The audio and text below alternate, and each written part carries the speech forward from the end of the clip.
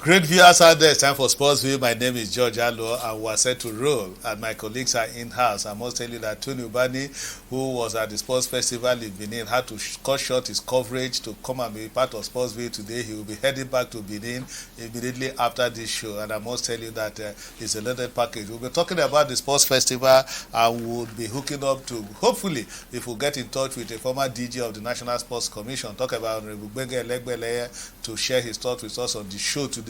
Hopefully we'll get in touch with him, but we'll have something special for you in this edition. I must tell you, it has to do with Google getting you in the mood for football. You know, there is a football that is on fire in the whole of the world, not just in Europe, even here in Nigeria. Everywhere you talk football, and Google wants you to be up to speed with everything when it comes to football news. We'll carry you along. In fact, you have something to win when you are part of Google and soccer. It's a loaded package, I must tell you. Like I told you, Tony had to cut short his coverage to be in Lagos for this one, and after which he will be heading back to Benin, where he has been eating monkey meat, that they call it. And then I must tell you that Kofi Raphael is part of the show today. Let's start as usual with shots of the week. When we come back, they will begin to fire on all cylinders. And like I told you, Google is part of it. You'll enjoy it. And let's start kicking out the show. Enjoy it.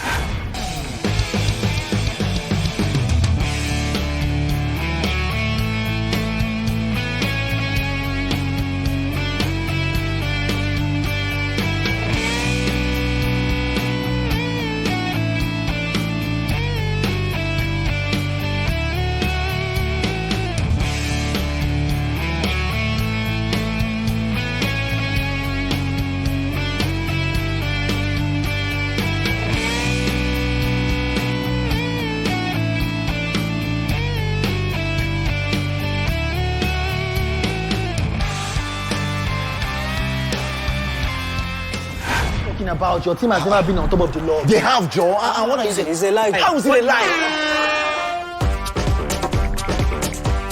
What's right? The highest scoring striker ever. He doesn't have a higher score than. Yes! Kickoff is at 9:45 p.m. 9 p.m. Settle almost anything football with Google search. All right, welcome back. If you just joined us, you've not missed much. And I say kudos to my producer, Tayo Ogunsheye, for those shots of the week. And like I told you, Google is part of it this week. In fact, this is the maiden edition. And Google wants to bring you all to speed with everything that is happening in football. And trust us here, would make you win something courtesy of Google. It's the Google Football Trivia, they call it. And here are some of the rules. From time to time, we'll be asking you questions relating to your favorite leagues. If it is the EPL, if it is the Liga, if it is the Eredivisie in Holland and all that. Is it the Italian Serie A? We'll be asking you questions, and you just have to go to your Google app to search for it. But before you go to your Google app to search for it, let me introduce my guest. And when I do that, then we'll go to the Google Trivia. On that note, let me welcome Tony Wokomobani to the show. Tony, you're welcome to Sports View. Yeah, thank you so much, George. And indeed, you just hit the nail on the head. I had to, just leave Benin for this beautiful show. And of course, immediately after this program, I'll be dashing back to Benin. But interestingly, George, it's Google just coming in, just making things exciting. Exactly. That means, and it's the easiest way, when you use your Google app and you begin to Google, they're even giving you the results through Google. Exactly. So I think it's a very simple and interesting thing that will definitely get our viewers hooked, and they will equally be winning, a lot of goodies, for this. Okay, you'll be winning a lot of goodies. On that note, let me welcome Kofi Raphael to the show. And I'm sure that Kofi Raphael is Google compliant. Thank you, Kofi, George. A delight to be here again after a while.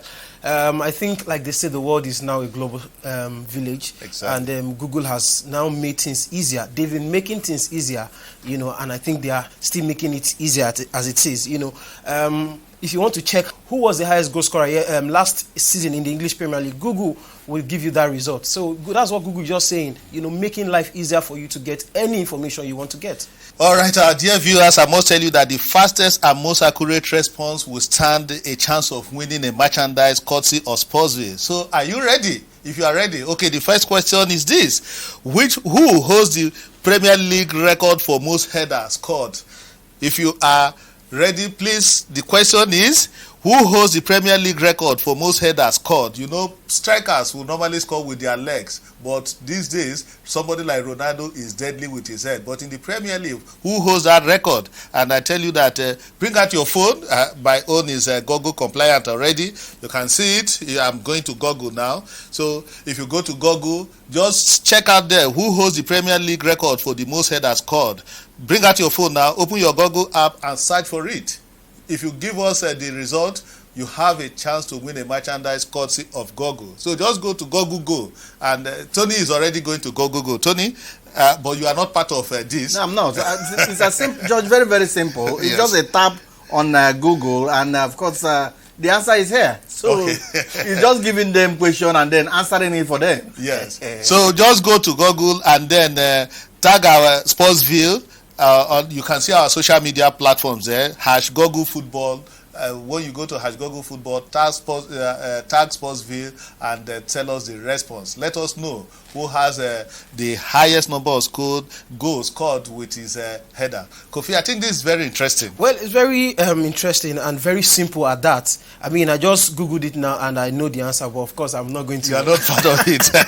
but the interesting part is, you know, they have made it simple for you to win on the platform. Yes. You know, but just, you know, while you are searching, you know, give us screenshots of how you went about doing it on Google and send it, like you said, to our various social media platform that is on the screen. Okay, you can see our social media platform on the screen, and interestingly, there's a big game today. Today is Super Sunday. Tottenham up against Manchester United, and you know that this is a big clash. Jose Mourinho up against Ole Gunnar Solskjaer. How many times has Ole Gunnar Solskjaer beaten Jose Mourinho? Google will tell you all that. What is the statistics between all these clubs? Just go to Google and you get all the answers. Hashtag us, like we told you, and then you when you get the answers, then the responses, courtesy of Google, you definitely win something. Tony, big clash today, Tottenham, Man U, and our viewers have a chance to win something. And we want to ask, how many times has Ole Gunnar Solskjaer beaten Jose Mourinho? That's a very simple thing, courtesy of Google that has done this arrangement. They've solved the equation for all our viewers. All you need to do, like you rightly said, is just for them to use their phone, you know, just go to Google. It's a simple thing. I have all the answers here, all the ones, even the very first one you asked about the person with a record of, you know, headed goals in the Premier League. Exactly. It's as simple as ABCD, courtesy of Google. Just do it and then, you know, get on the distance and get to all the platforms of Sportsville. And indeed, merchandise, George, very big surprise that Google has done for. Besides this, George, interestingly is the fact that it's equally very educative, very interesting. Exactly. And then you begin to know so many things. Some people think that they are fixed, you know, once it comes to football. But I think that with Google, you get to know and learn more. Exactly. Don't argue blindly out there. We know there are so many people that go out there and they argue that last year Man U defeated Tottenham by 2-0 in the EPL. It becomes a guesswork. Go to Google, just go to Google Go, and you'll get all the answers. You get the statistics. Let's take this break. When we come back, we'll continue with the show. I hope you're enjoying it. Talking about your team has never been on top of the law. They have, Joe. And what are you saying? It's a lie. How is it a lie?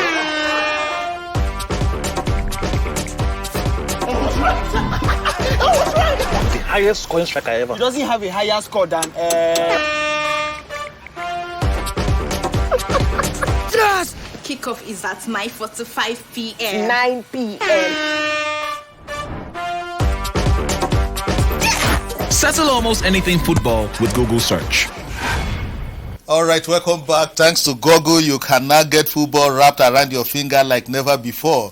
You know that football is something very passionate, and don't forget that today again, we are not just talking about Tottenham and Manchester United. You are talking about a big one in the La Liga too. Yesterday, we saw the Clasico. Barcelona and Real Madrid sorted themselves out at Stefano, and today Real Betis is up against Atletico Madrid, the leaders. Will Atletico be able to get it right against Real Betis? This is another very tight one for the leaders, Atletico Madrid. And go to Google, you get the statistics of everything that has happened between Real Madrid, between Atletico Madrid and Real Betis in the La Liga. Kofi? Yeah, I think it's going to be a very feisty encounter because as it stands right now, Atletico Madrid is trying to make sure the Barcelona gap has been narrowed. yeah, but they are also trying to make sure that it stays that way, you know, because they really dropped the table. But it's a tight one against Real Betis tonight. Yes, but again, Suarez has been informed. Yes. You hope that he's going to score. Hope that Diego Simeone, you know, gets all his acts together. Hope that day be a good day in the office for them. If you want to know, the table, just go and check on your Google. You know who is leading and how many points difference it's. Tony is a tight one today. Real Betis, they will want to spoil the fun of Atletico Madrid. Before now, we thought it was La Liga was a done deal for Atletico, but the gap has been narrowed by Barcelona and Real Madrid. So Diego Simeone is condemned to winning today. Absolutely, George. He's condemned to win. That does not mean that he will win. And yeah, but that's the unpredictability of football. Exactly. It's Real Betis. One thing about the La Liga, just as it were in other Premier or other leagues from other countries, is that football has really changed. And indeed, Real Betis will be acting to be the spoiler. You know, Barcelona, Real Madrid, they are all out there, you know, looking, and then almost everything will be breathing down. Any mistake. The thing is that Atletico Madrid should avoid mistakes, very little mistakes, and it will be very, very expensive for them. Okay, it will be very expensive. Like we told you, all the updates. If you want all the updates or the big league, anything that has to do with football, just go to Google. Google will put you through. So there's no need to argue about anything. If you want to see what the situation looks like at the table now, after yesterday's Clasico, ahead of today's big game between Real Betis and Atletico Madrid, Google will tell you all that. Let's leave you with this question now. Goalkeepers are now getting involved. They are not just shot stoppers. They are getting involved with scoring goals like Tony Wokama will do in his playing days with the Swan team. We'll call him Maradona. So the question now is, how many goals have goalkeepers scored in the EPL this season? Just go to Google and you'll get it. Kofi, you know goalkeepers are getting involved. Yes, I do. And well, we are just making it simple for them on this platform, you know, just to reward, you know, those who have been following us for a long time. You know, just go and search it on Google and give us the answer. You know, put it on our social media platform. Just hashtag Google football, and you know, the fastest person, like you said, you know, gets a merchandise from us. All right, Tony, goalkeepers getting involved in scoring goals. We've seen goalkeepers, you know, even joining attack most times. You know, when it's difficult for them. Especially when it is last minute. You just talked about Atletico and, of course, you know, the game they will be playing today. Yes. You see that when things become tough, you know, when push, you know, comes to shove, you see that goalkeepers most times join attacks. And oftentimes we have seen goalkeepers coming to be taking penalties because most of them are specialists. Exactly. You know, they know the angle that they will put it, and, of course, the other goalkeeper will not get it. And I think football is quite interesting, and Google is equally making it a lot easier and making it better for our fans and, of course, for our viewers. I think this is an exclusive thing. Come on to this program, watch it every time we're on set, and, of course, a lot of goodies that Google have lined out. And it's a very simple thing. Just as you are asking these things, I have the answers already on my phone, George. All right.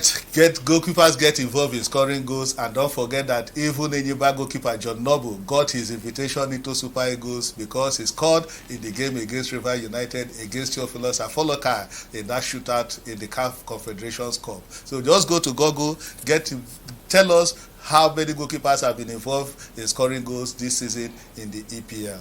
I hope you'll be part of the Google trivia when it comes to getting it right in football. Let's take a break now. When we'll come back in part 2 of the show, we'll be talking about the National Sports Festival and all that is happening in Benin. Talking about your team has never been on top of the law. They have, Joe. And what are you saying? It's a lie. How is it a lie? What's wrong? The highest scoring striker ever. He doesn't have a higher score than Yes! Kickoff is at 9:45 p.m. 9 p.m. Settle almost anything football with Google search.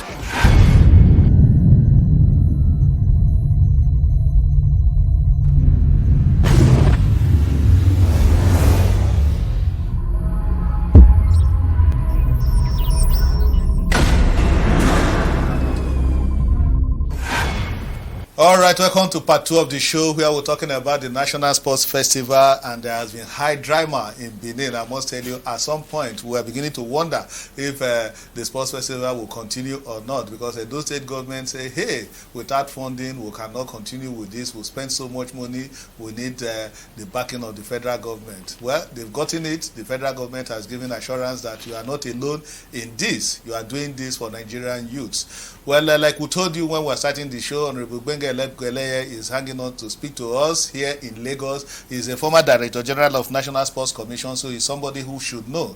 Let's see if we can get in touch with Gbenga Elegbeleye now to share his thoughts with us on the show. Hello, Honorable. Thank you.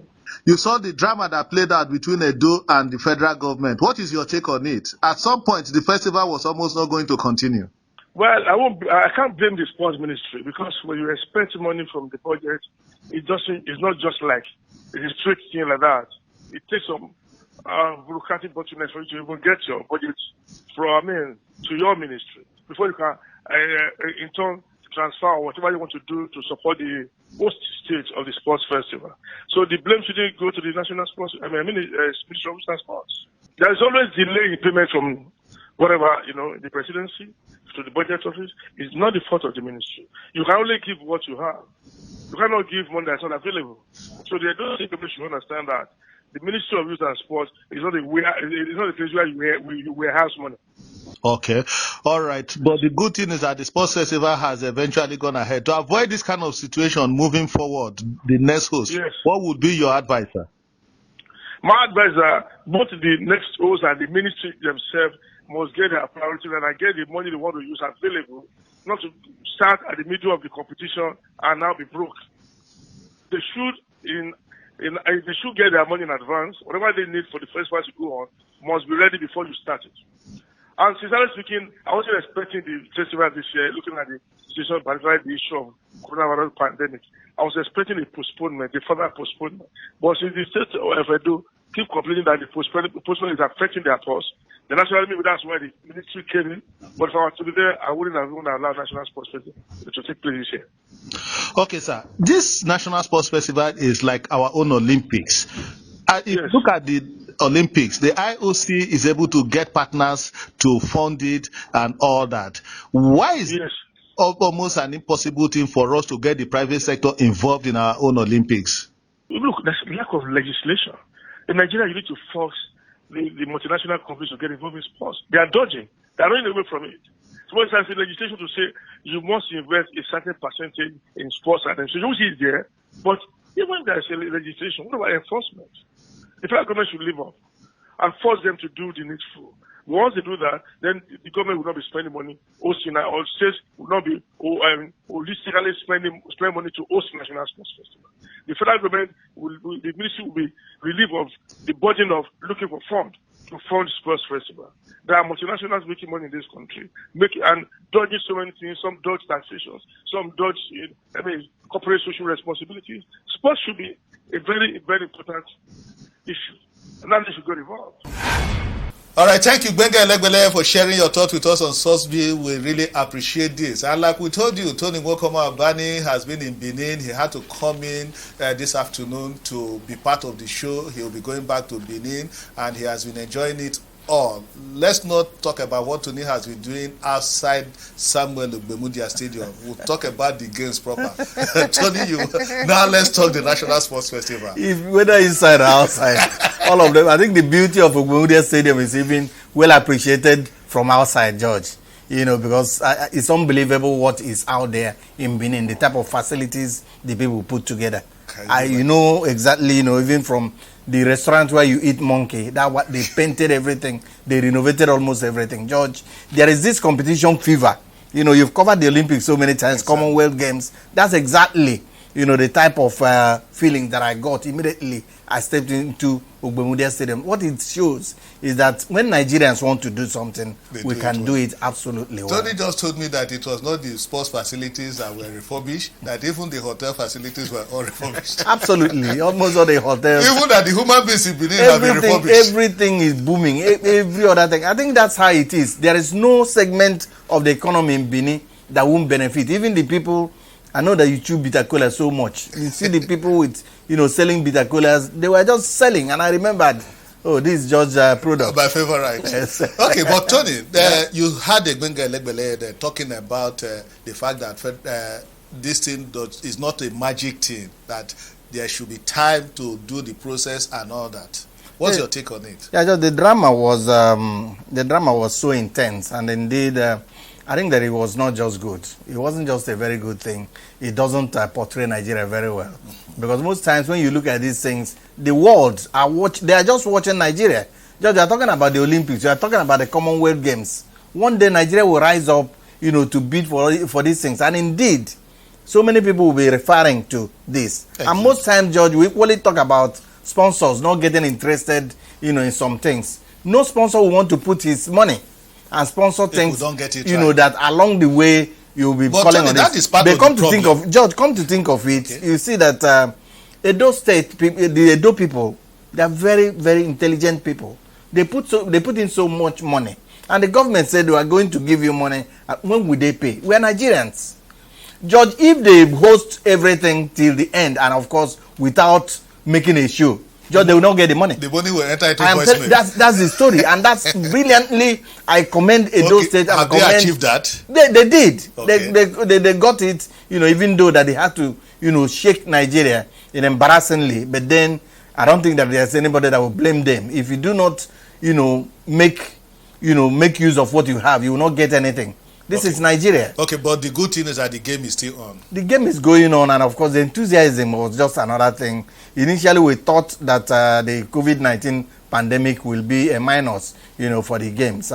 Kudos must go to the athletes, the officials, all the people. They are ready, George. I must tell you that I saw athletes, and I saw a lot of enthusiasm from them, and everybody, they were doing well. Imagine a pregnant woman, 8-month-old pregnant woman coming to win gold, silver, bronze in Taekwondo Pumse demonstration. It's on this program that you hear that it was a demonstration, because so many people have inundated me with calls. How can she? That was risky. It was a demonstration game, and she was fantastic. The way she demonstrated, and of course she turned out to be the best. 1 gold, 1 silver, and 1 bronze.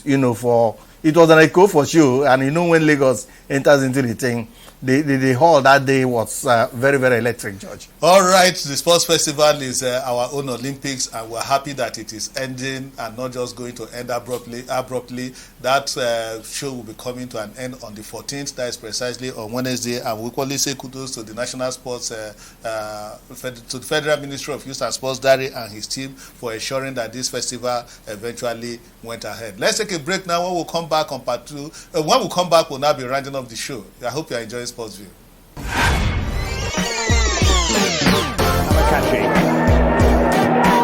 Good ball. Time the run to perfection. He's got plenty of players in there. It has to be a goal. Yekini it is. 20 minutes into the game.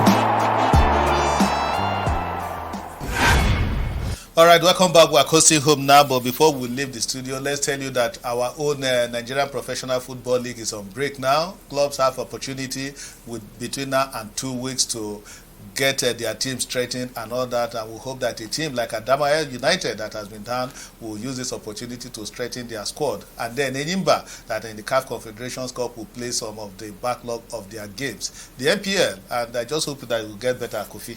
Well, I hope it will get better, but you mentioned Adamawa United. I don't see any magic that Adamawa United, as far as I'm concerned, Adamawa is condemned to the National League, and I think FC Fayyoba also, I don't see them, putting anything special when the leagues return. The surprise for me, the first stanza of the league, is the fact that Kwara United has maintained the momentum, exactly. With the support coming from the government of the state, and I think Kwara United might shock us this season and going all the way to win the league. Okay, and let's not forget about Abia Warriors, the resurgence of Abia Warriors. Imam Amakakpabo, at some point we thought that he wasn't going to get it right, but he started firing on all cylinders, and the mojo is back in Abia Warriors. No, that's just it's not easy. It's not just good for you to write off anything, and indeed, somebody like Emama, has paid his dues once it comes to Nigerian football, both at the national level, both at the Premier League, where he won,